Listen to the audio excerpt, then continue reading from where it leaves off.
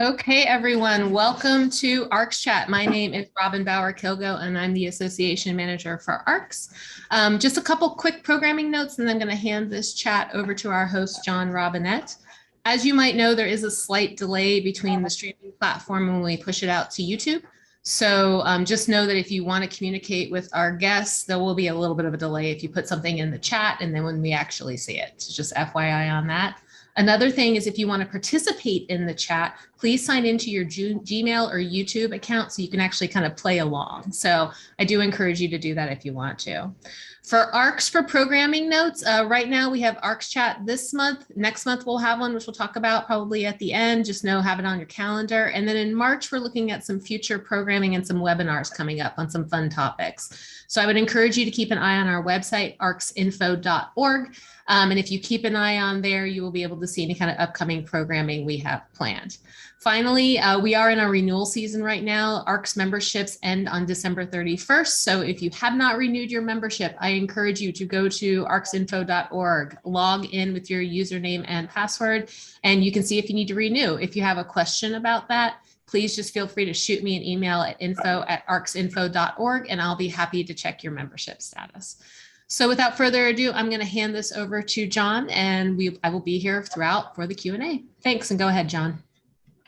Hey everyone, it's John Robinette. I'm a freelance collections manager based in New York, in the New York City area, I guess I'll say. Today I'm working on site in New Jersey, so I'm not fully in New York. So today, as you hopefully have read, we will discuss rapid response collections and collecting. In April of 2020, the Smithsonian's National Museum of American History launched a task force charged with collecting and documenting the impact of COVID-19 on history and culture. At a moment's notice, they had to formulate a collecting strategy and begin the acquisition of objects and archives that documented a crisis that even now, 2 years later, continues to unfold. So as I mentioned, this is the reference point with which we'll discuss the rapid response collections. I can't quite say that yet. Obviously, I'm no expert in it. So joining us to talk about the topic are Josh Gorman and Alexandra Lord. Please introduce yourself. We'll start with Alexandra. Hi, I'm Lexi Lord, and I'm the chair and curator in the Division of Medicine and Science at the National Museum of American History. And I'm Josh Gorman. I'm the museum's chief registrar and head of collections management. Thank you so much for joining us and agreeing to submit yourself to my questions and to the questions of everyone involved in watching today. So just as Robin said, please add your questions to the chat and we'll be reviewing them and putting them out. And, while we're getting settled in, please, write into the chat, let us know where you're joining us from.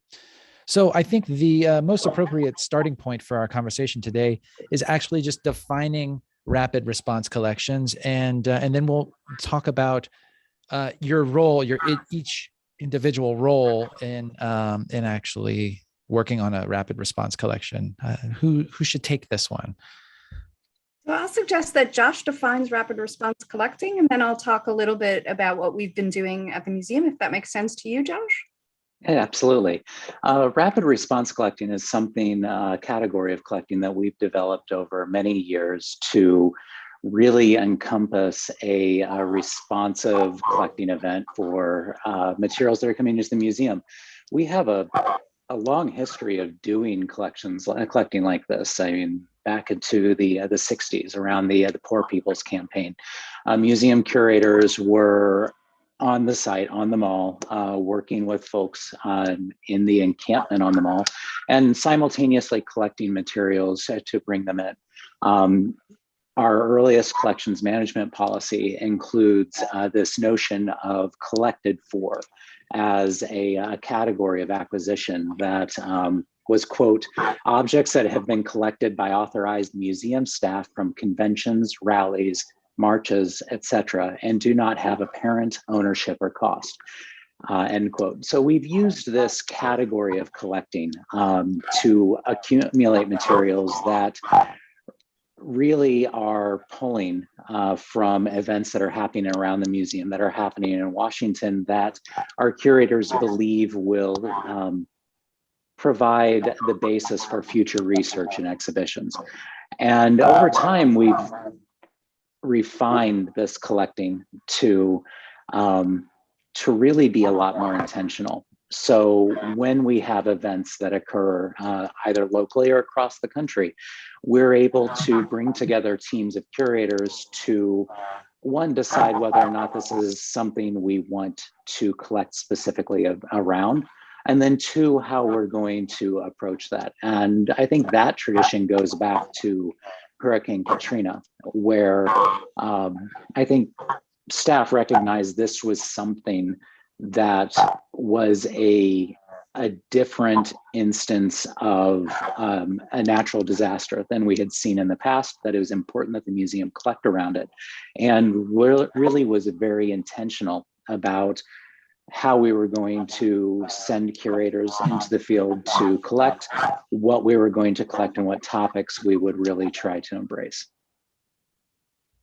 Thanks so much for that intro.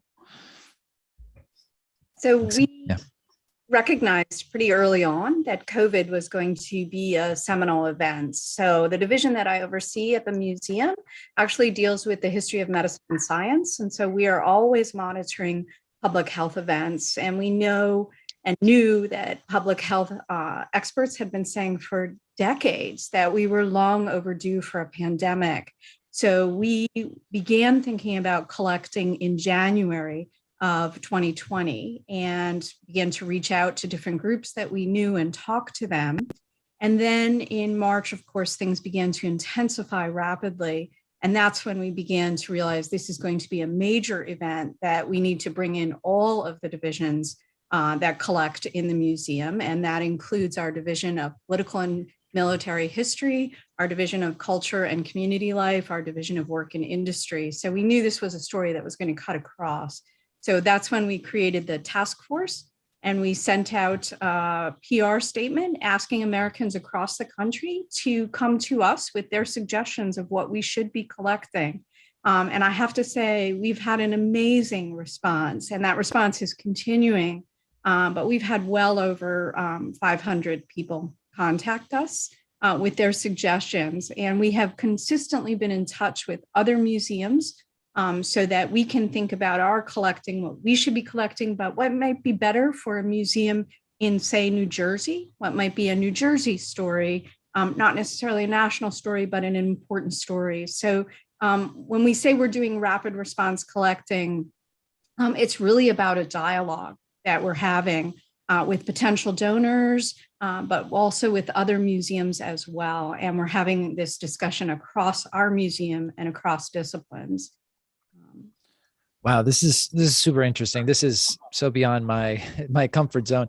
I'm going to approach this with out of my own curiosity. So when you start working, like especially you, Josh, because it sounds like maybe you, Lexi, have more of it almost seems like your job is preparing for these types of collections. But Josh, like for someone with in registration, like, is this something that you have to? Is this something that you train for? They prepare you for when you take this position? Is this because you mentioned that there is such a long tradition? Well, I think like any job, you come into it and you learn the idiosyncrasies of the space, and we certainly have ours. And this collected for notion is one of them. This idea that a curator can go into the field and find something and make it a museum object without sort of a transfer of title. And there's been refinement of this notion over the years. And part of, I think, especially the last couple of years, I and colleagues in my office have done a lot of work researching old collections management policies, looking through really old guidance and registrarial directives through the years to understand how we can build a collection when we're really just picking something up and understanding, okay, how can we document this in a way that conforms with best practice, that really applies a risk assessment and establishes a basis for possession that is unlikely to be challenged or have an adverse finding if there's someone contradicting it. And we've really landed most recently with our most recent policy guidance on the notion that if you collect something in these manners, and this is not everything that comes in through the rapid response collecting. I mean, a lot of what Lexi's talking about has to do with real intentional reaching out to people and building a donor relationship very similar to most of our collecting.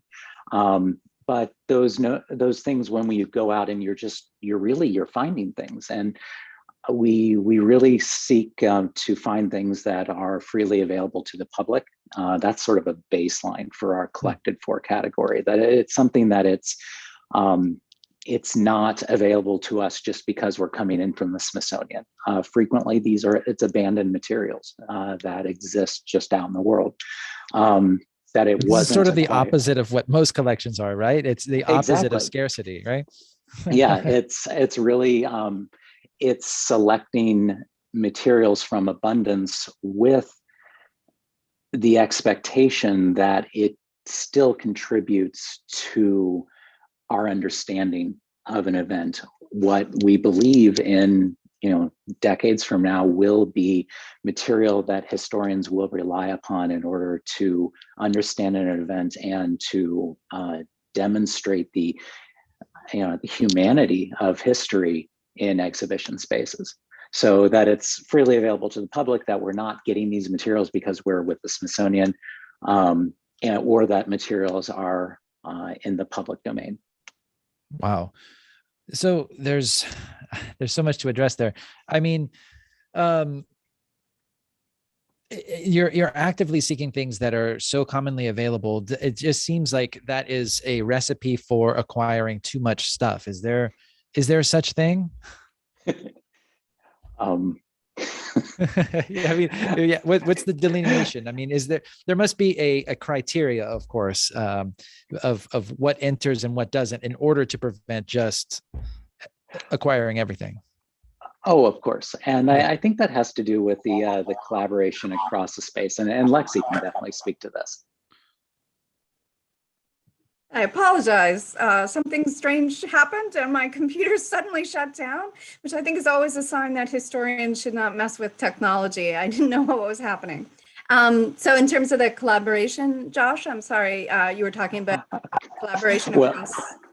Yeah, John has just asked, if we're collecting broadly from things that really there's an abundance of materials, how do we keep from collecting too much? Because yes, there is such thing as too much stuff. And so the collaboration, both locally and with other partner organizations, I think is how we establish the criteria for collecting. Yeah, Josh really keeps us on our toes in terms of what we're collecting, which we're grateful to, because it could be overwhelming.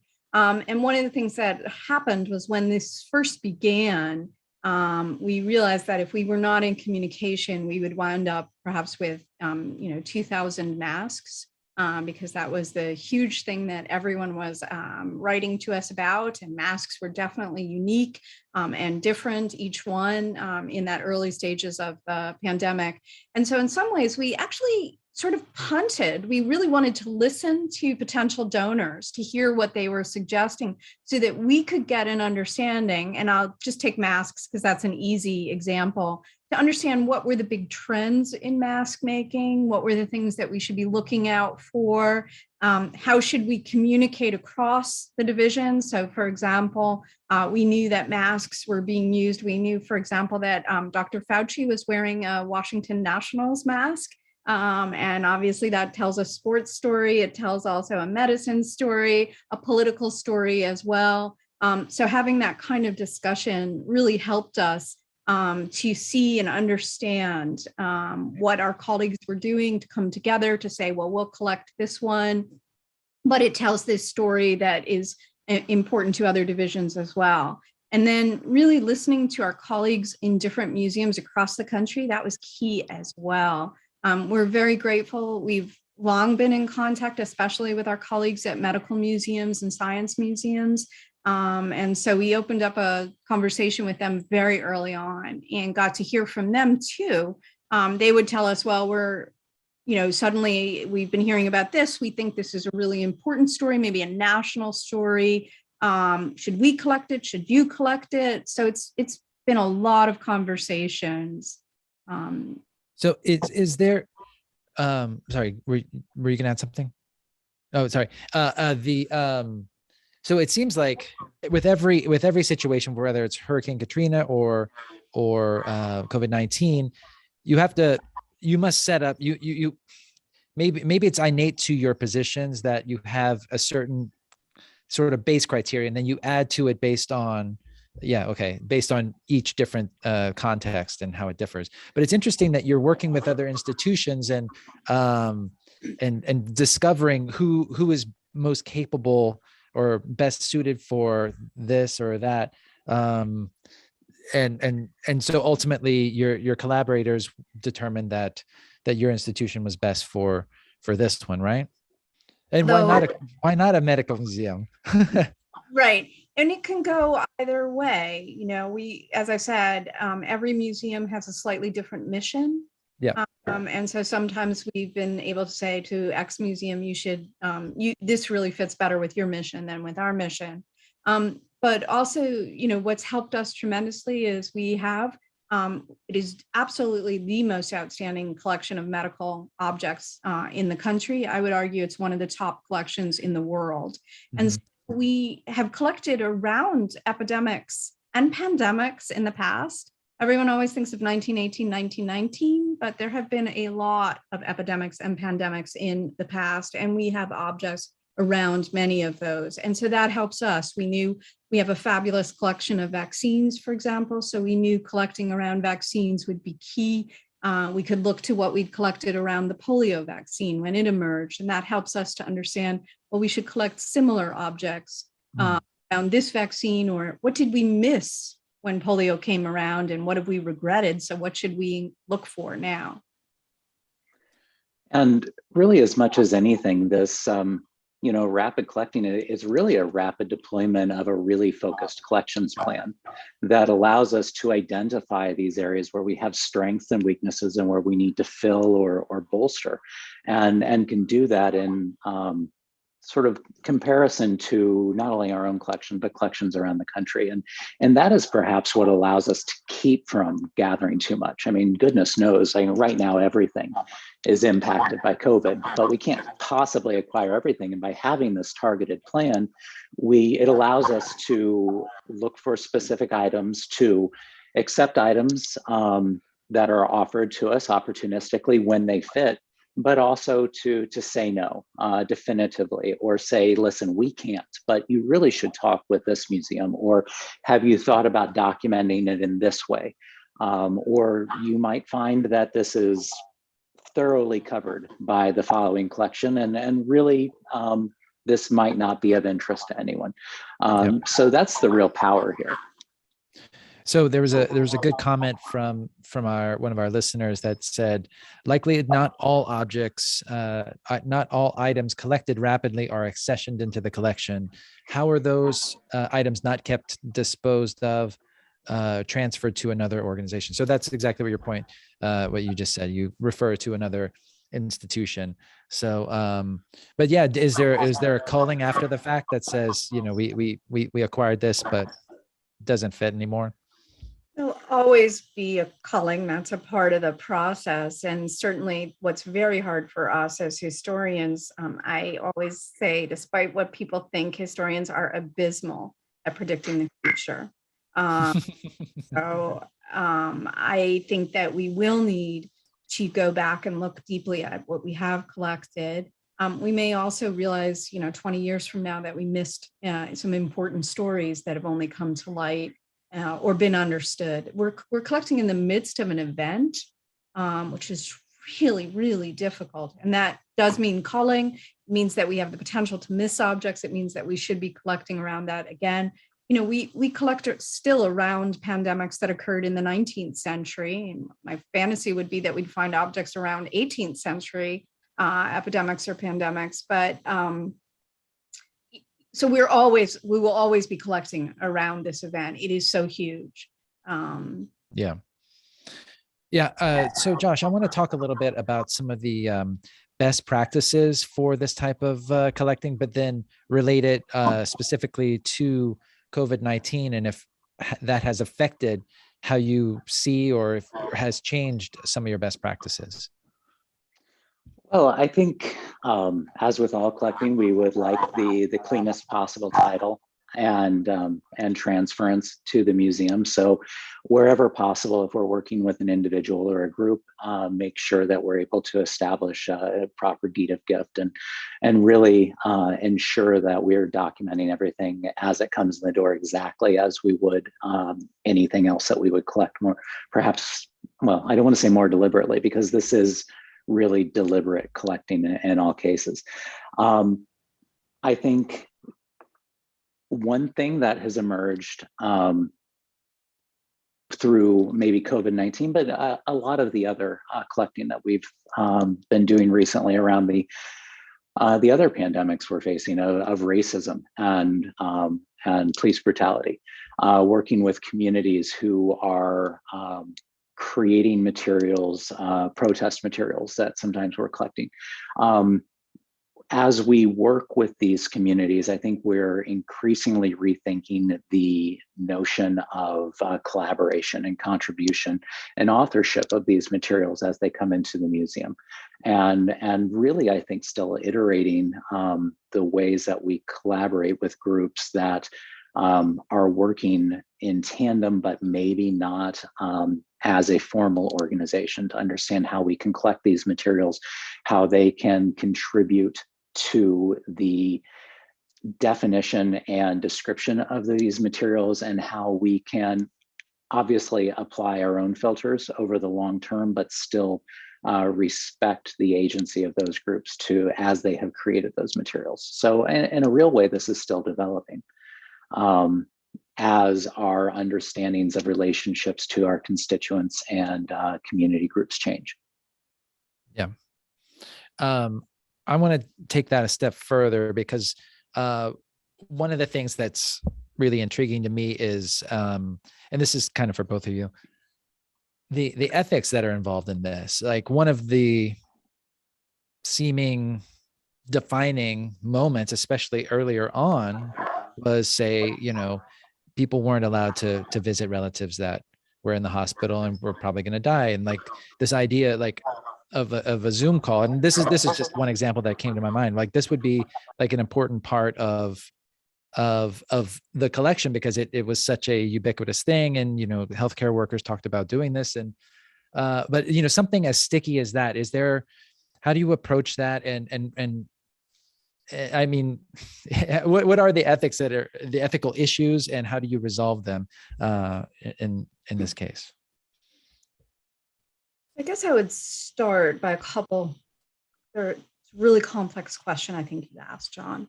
So I'm going to give you multiple answers.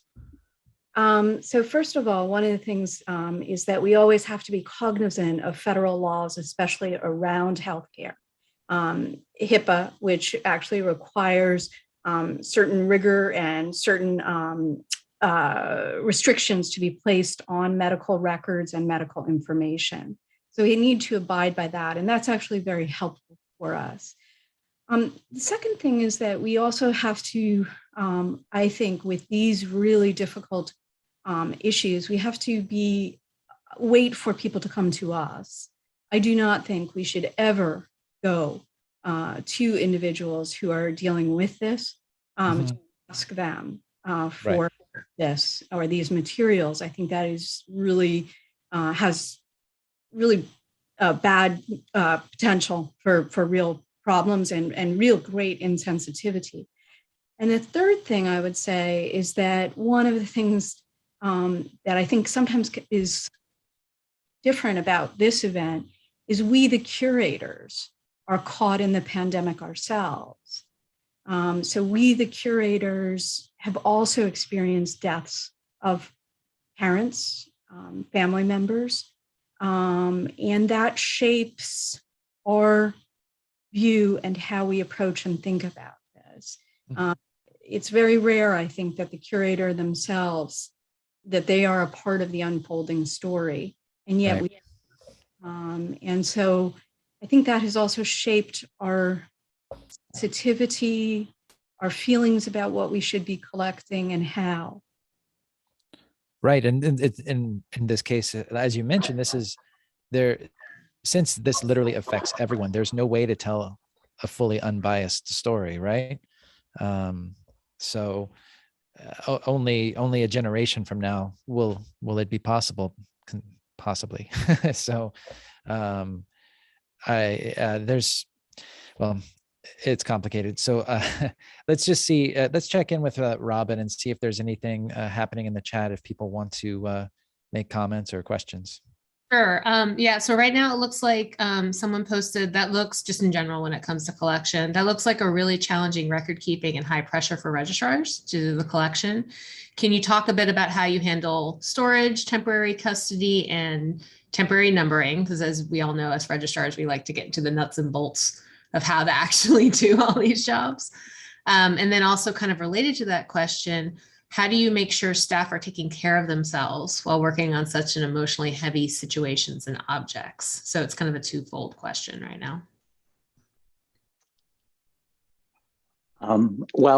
Speaking to temporary custody, I mean, we really apply all of the same standards for temporary custody receipt as we bring these materials in, as we do for everything else that might come in on sort of provisional review by a curator. We've been really, honestly, the deliberation that has been essential to these collecting initiatives, especially around COVID-19, has allowed us to become much more deliberate with the materials we bring in, where we have actually over the last 2 years increased the threshold for description and rationalization of materials before the point of ingest into the museum, where we're actually becoming a lot cleaner with not having to use temporary numbers, but actually deliberately bringing in these materials under specific accession numbers that have been requested, vetted, and approved in advance of coming to the museum. So in many ways, this creates and strengthens the notion that we need to be deliberate in our collecting as we move forward.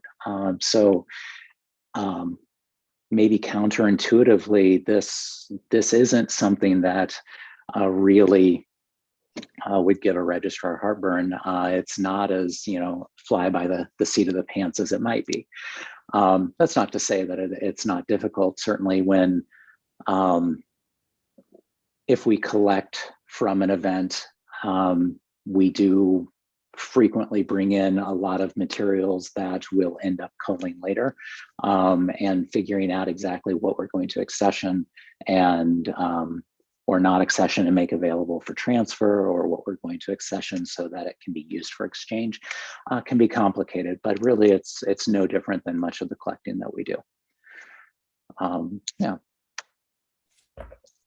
And Lexi, can you speak to the point about to the question, how do you make sure staff are taking care of themselves while working in such an emotionally heavy situation or with emotionally heavy objects? Yeah, it is really, really difficult. And I think that the thing that has helped the most has for us to be candid with how we are feeling and why, and to take frequent breaks. I am a strong urger of my colleagues and people whom I oversee to take frequent breaks. This is very difficult. It is very painful for us. And at different points, I think people really do need to walk away. The one thing about museum work is we are not actually, in a place where urgency is key. Yes, I know, Josh, you would like us to finish things and get things cleared, but sometimes it is more important that our staff take breaks and that we encourage people to understand the importance of mental health and to give people guidance as to where they can obtain help. And that's been really key. We're very fortunate that we work for the federal government, which has very strong resources in this regard. But it is very difficult. Yeah. And this, No, go ahead. This was absolutely a challenge, as especially in 2020, when we were really still in a immense uncertainty, where the museum was still closed. In many cases, it was registrarial teams who were coming into the building to support this collecting, to be at the objects processing facility to receive these materials, conservators coming in to evaluate materials and do condition reporting as things were coming in, to support what had become remote work for most of our colleagues became very real and thorny questions about personal safety in order to support the very important work that we all wanted to do in the museum. And it's still something that we're working through as we, as everyone is across the country and in every industry, with, some teams of folks who can work remotely, who, live in their office, and others who really do have to be on site, because when it comes down to it, we are a place-based industry that handles actual objects, and somebody has to be there, somebody has to hold it, somebody has to care for it. And so knowing that our colleagues are being so thoughtful and so intentional really does go a long way in helping everyone really feel part of a process. You've segued perfectly to my next chapter in this discussion, which is teams. And I want to talk about the team that you set up for this and the roles that everyone has. But then I want to have the second half of that be about your professional colleagues, in other institutions and how you all relate. But yeah, first and foremost, can you talk a little bit about the members of your team? And is this like a regular team that you always have that was in place for a while in terms of title, in terms of job description? Who do you have on your team? So in our division, I oversee the Division of Medicine and Science. So I have collections specialists and also curators who work in the history of science and medicine.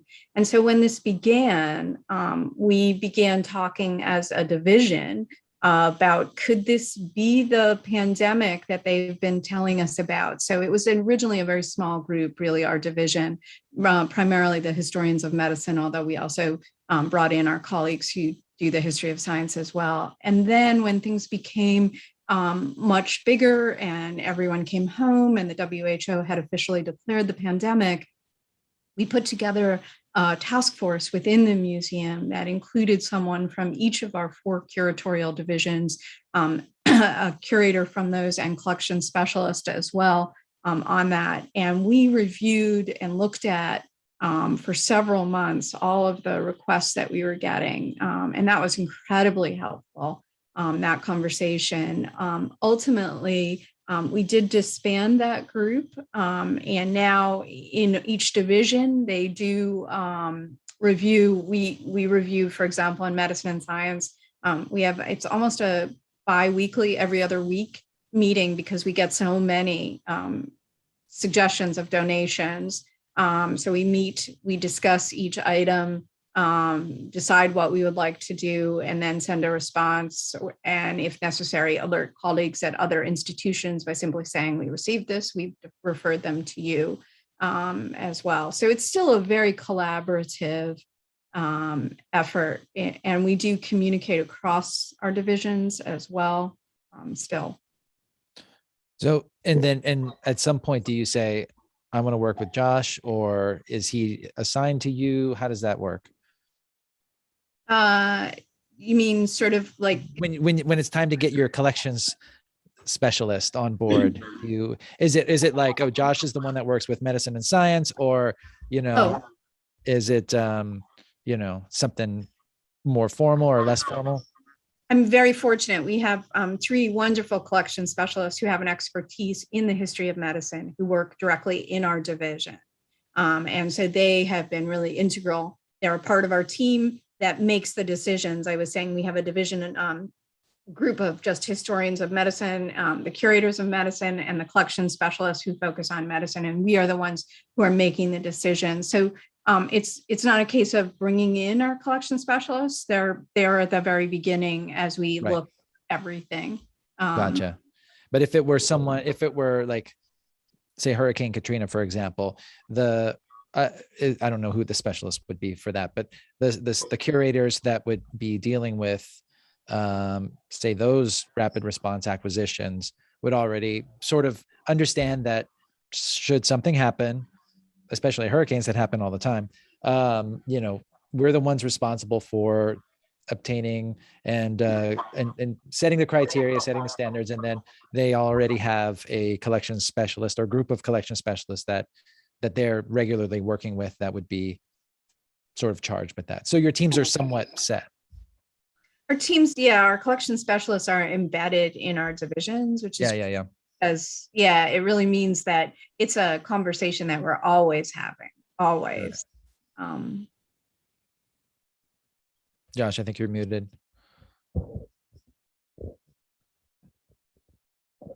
Still. Okay. There Third time. All right. And of course, we have a central collection service at the museum that supports all of the divisions for the materials that are coming in, the conservation, the registrarial work. That really is agnostic to the curatorial specialization. Right. Gotcha. That makes a lot of sense. I mean, it's essentially like having the registrar for European paintings that's already affiliated. So my dense head will get it. So so let's broaden this a little bit more. And who are your colleagues that you deal with in museums around the country? I mean, maybe it's all museums, I don't know. But is it like a semi-defined group? So there is a semi-defined group. The history of medicine, there are actually multiple museums that focus on the history of medicine or the history of science. And so we try to work closely with those folks. We know who they are.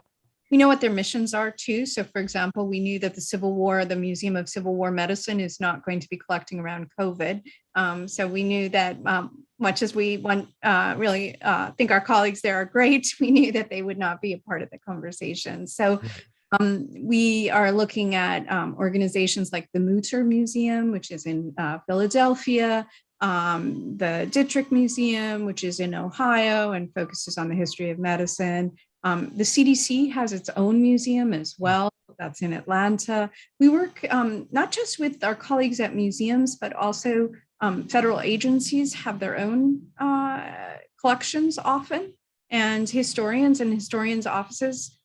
So we've been working with colleagues at the FDA. They have a fabulous collection, especially of medical devices, really incredible ones that have been banned by the FDA, I think are most interesting, obviously. So we work with them as well. But we also began running a series that was called Pandemic Perspectives, and we brought together folks from other museums to talk about what they were doing with COVID collecting. And that included especially folks in our Smithsonian affiliates program. So that broadened, and we began to speak to museums that deal with local audiences. And does that collaboration work both ways? They contact you and they say, yeah, we've got this, you should be. Yeah, take there's this. some small like silver linings that have come out of the pandemic. And I think one of them has been that we really have ratcheted up dramatically conversations that we have with our colleagues at other institutions. And they too among themselves. And I think that has been wonderful. Yeah. Robin, I want to check in with you and see what's going on in the chat. Can you, Sure. Is there anything? Yeah, well, one person asked the question, have you talked to your colleagues in the National Park Service who collect the objects up at the Vietnam War Memorial? So I think it's kind of that wider question. You guys just talked about speaking to Smithsonian folks, but do you also speak to colleagues over at NPS or other groups in general? Oh, certainly. We're always in talks with our colleagues at Park Service, at the curator of the Senate's office, the Capitol Visitor Center. Especially our colleagues in our political history division have robust connections with institutions around town and around the country at presidential museums and with the Park Service. And then the other question was, do you regularly do contemporary collecting, like collecting for COVID-19? So kind of in your experience, has this been the first time you have done rapid collection, or have you had other cases of rapid collecting? So yeah. I was just going to say, because this morning I was just looking over some material from when we were collecting around Zika, as Zika was unfolding. And there again, you see that not inability, but the difficulty we had in understanding what Zika would mean and what it would be. So yes, we are collecting around contemporary events all the time. It is really difficult though. But so here's a question.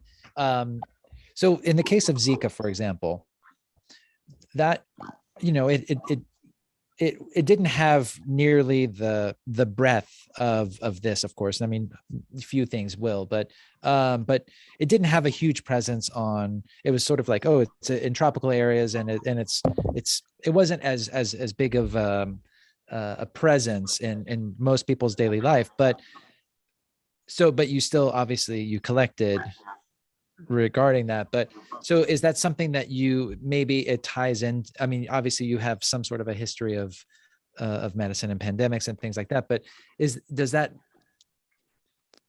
are you finding, I would imagine you're finding out after the fact in many cases, the broader context for a lot of these things. And maybe Zika has a bigger role to play than it felt at the time, but we found out about it during COVID-19. I'm sorry, that was not phrased so well, but anyway, I mean, how does that work? Yeah, I think the point that you're making, John, is, sort of that idea that I was saying, that I think historians are not so great at anticipating the future. I would say no one is good at anticipating the future. I don't want to just say historians, but no one is good at anticipating the future. Even, public health experts, they just don't know. There's so many factors, and Zika is a perfect example. There were cases in the United States, but was this going to become a major epidemic or even a pandemic?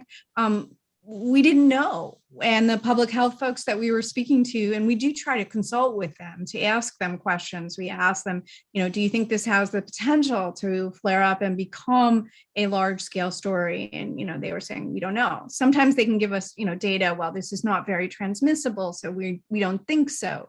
Or this is highly transmissible, so we think so. But it is a really tricky issue for us. And I think it's why, we constantly have to be looking at what we collect. And we are always going to make mistakes with rapid response collecting. You can't help it. Right. We're collecting for the future, and we don't know the future. And we are having these discussions when something happens in the world and then someone has a question or says, I have an opportunity to collect here. And sometimes we specifically decide not to decide that, listen, this is something that don't think this is an inflection point. It's already well represented in the collection. We don't need to bolster with this event. And can I interrupt you right quick? And yeah. I just want to ask, can you provide examples of that, or is that hush hush? Things that you didn't decide to pursue. Well, I wouldn't want to hurt feelings by suggesting that something wasn't important in the scope of history. But I think we've had many discussions around over the last several years of flare-ups of gun violence, of mass casualty events, where we have had questions about whether or not we wanted to collect around one event or another, and have frequently decided not to, just because, I mean, some of the ethical questions about going in and saying, oh my goodness, you're experiencing as a community this terrible event. Can you give us stuff? I mean, that's obviously not something we want to do, but also how that relates to our mission, to the stories we're telling and the stories we're able to tell through a depth of collections. And so those are some things that we have elected not to collect around. Yeah. Yeah. Thanks for I know it's like it's a little bit dicey, but I appreciate you answering it. So you kind of set it up to talk about sort of the last area I wanted to address, which is moving forward. What are some of the lasting effects that this rapid response collection will have? Like, is there a change of best practices? Is anything new as a result of this specific collection?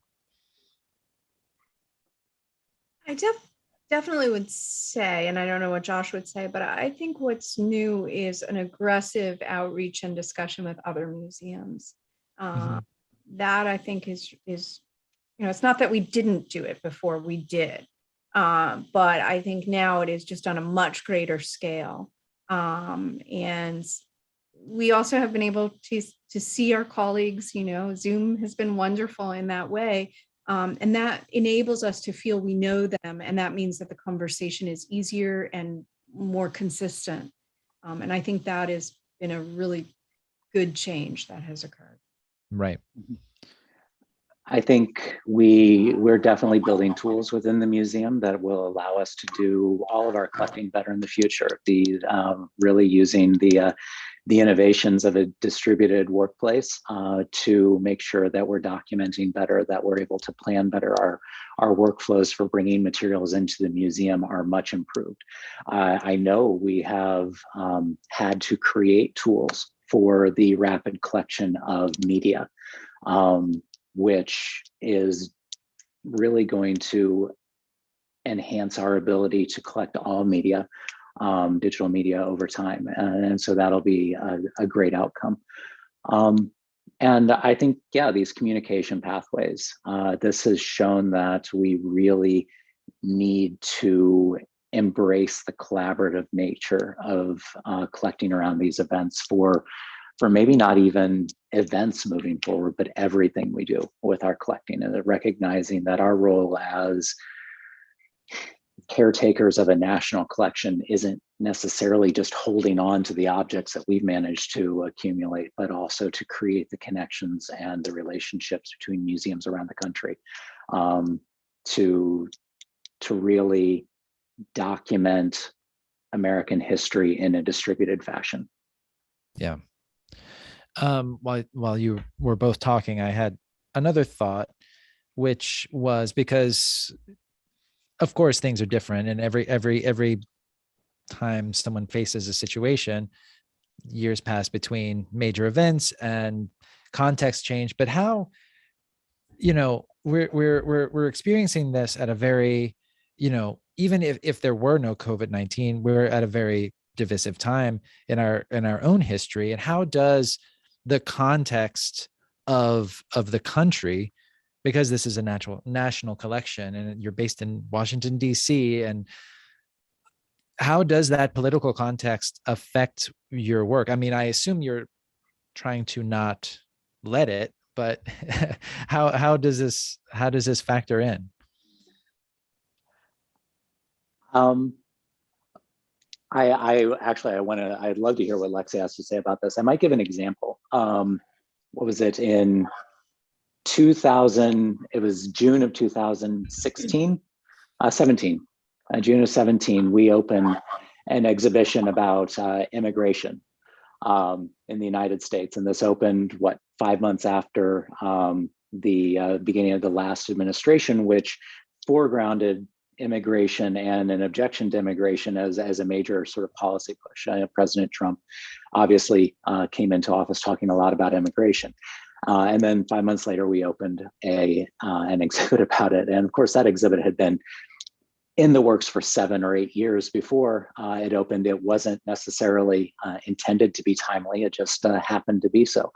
And I think what the political circumstance, the division around that topic meant is that we had to be much, much better. We really had to be certain as historians that everything that we said was vetted and balanced and fair. And that the collections that we were acquiring and portraying in that space were the same.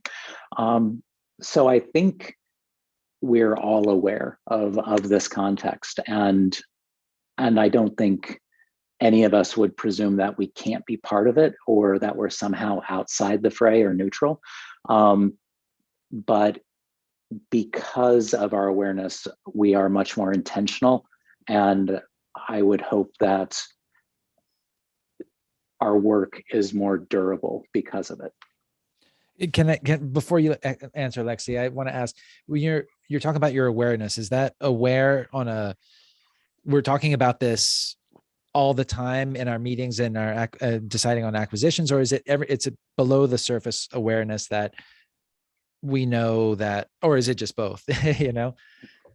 I think it's both. Yeah. I as a scholar, I know that I'm aware of it, but I also know that we have an actual process through which our exhibition and public programs are run through a very high level review in central Smithsonian offices. So it's really on both ends of the spectrum and probably throughout. Right. Lexi, do you have a comment on? Yeah, just add and underscore what Josh was saying. I mean, there is also, we need to be very, very meticulous and very careful with what we say. And for us in the Division of Medicine and Science, we have to be very careful. We're not physicians or scientists ourselves. Well, one of my colleagues actually, but the most of us are not. And so, we have to be meticulous to ensure not just that we have the history correct, but also the science and the medicine. And that, I think the stakes are higher and have been in the past few years for us. So. Congratulations. Your job just got so hard. So much harder. But that makes it interesting. Yeah. No, imagine like, I'm struggling, but think of someone's job that just like, at a moment's notice, it just became, several times more difficult. And, it doesn't happen that often, right? So, kudos to you for taking it on. I would also say, though, it's not often because medicine, our lives are so different from our ancestors just 100 years ago, the world they lived in. Yeah.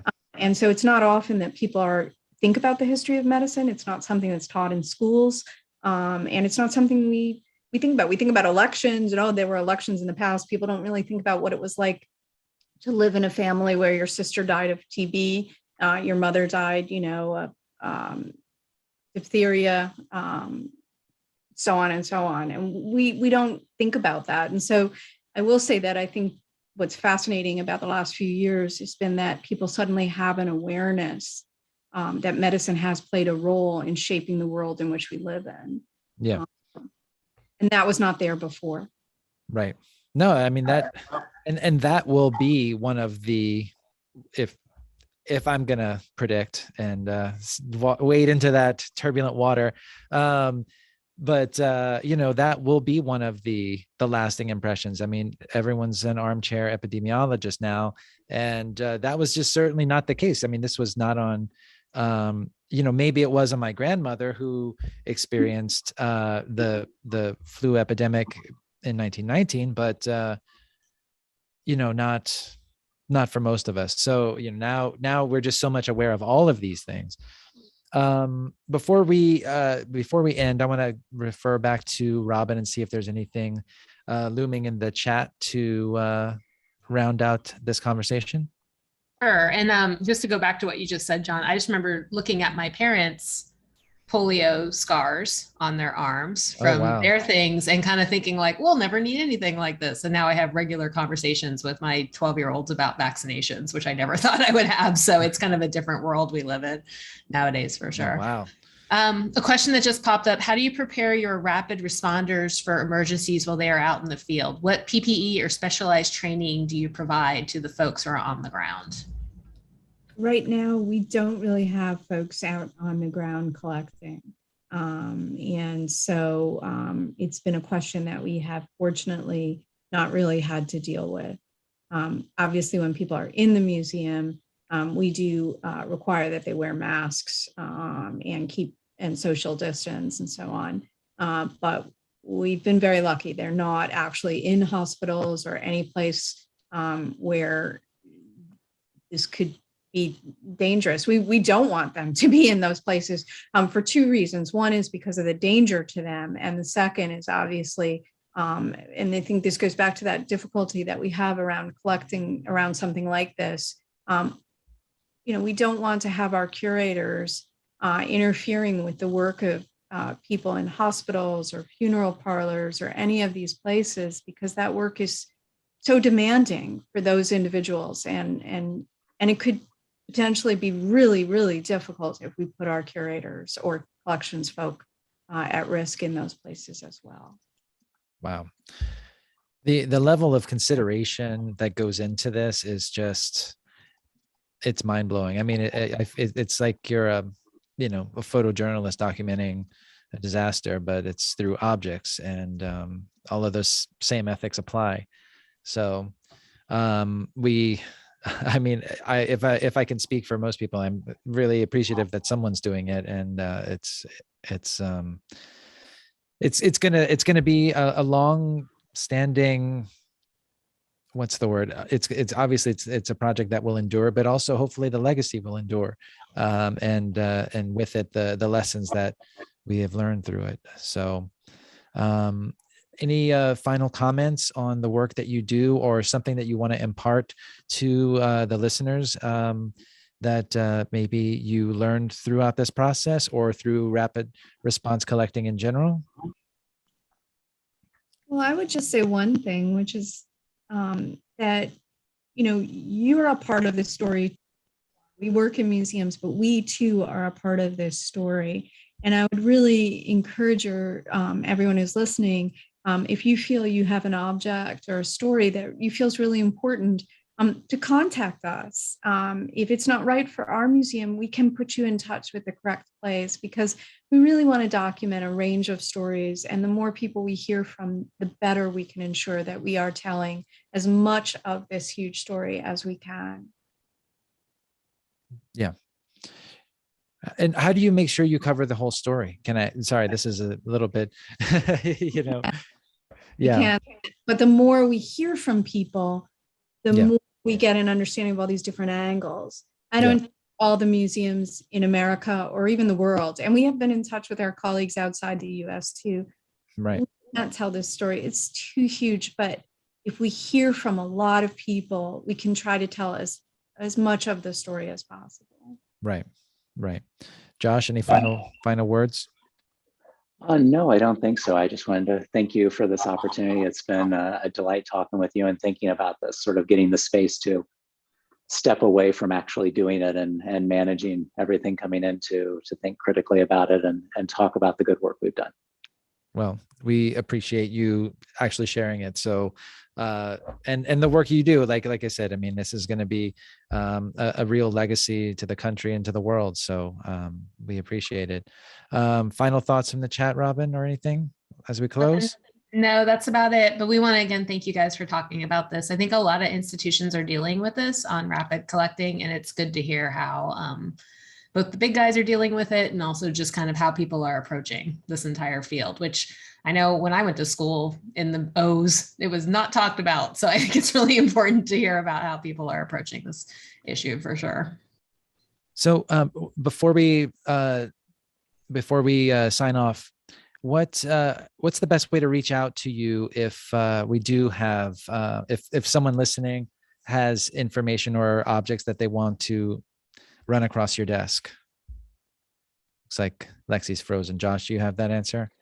We can also include this in the description of the episode on the podcast and on YouTube.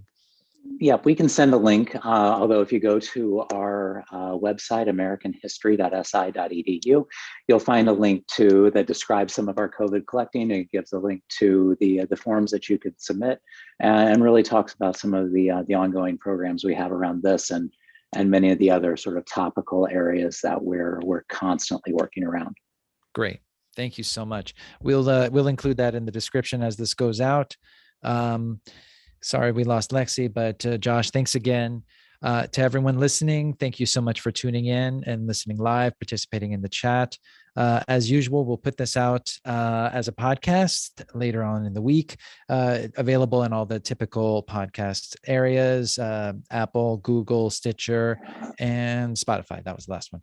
And Robin, any other final ARCS announcements?